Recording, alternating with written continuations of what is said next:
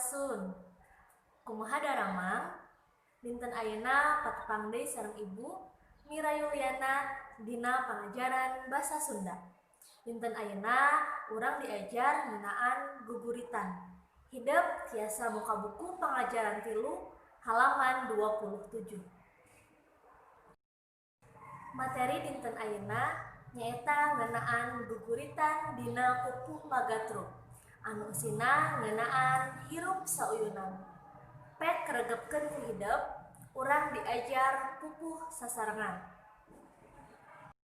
He barudak kudu hirup rumpuk cukup, jeung babaturan ngahiji, samiuk jeung dulur-dulur, teu binarung goreng pikir, komo bari olo-olo.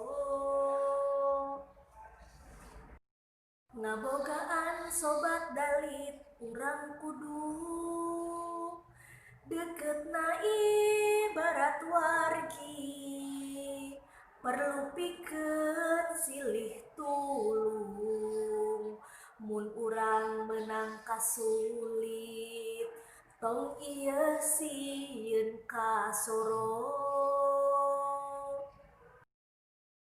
Sobat dalit bisa satata jeung dulur, silih jaring silih api, lamun perlu silih bantu, waktu susah rejeng sulit, mangsa beunghar jeung kokoro.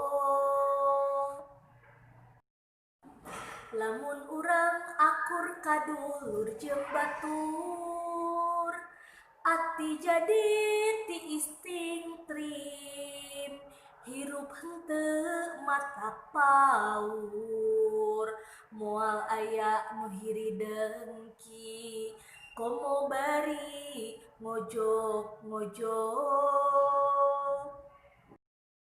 Hayu urang babarengan dulur-dulur, sangkan urang tiis ati, jeung batur teh kudu akur, hirup teh kudu ngahiji, lir ibarat ramo-ramo. Ramo mah salawasna akur jeung batur, tara hirup sirik pidik, komo bari jeung takabur, teu hirup masing-masing, pek contoh hirupna ramo. Nah nembe kawih guguritan dina pupuh Magatru. Pek ku hideuk regepkeun terus pelajari dugi kaapal. Dina guguritan pupuh Magatru nembe aya 6 pada.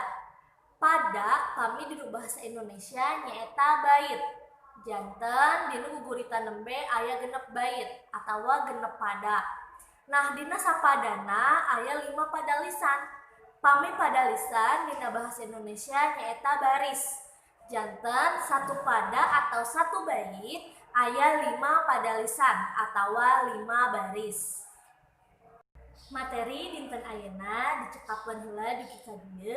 Hatur nuhun kana perhatosanana. Hayu urang tutup pengaosan hamdalah sasarangan. Alhamdulillahirabbil alamin. Wassalamualaikum warahmatullahi wabarakatuh.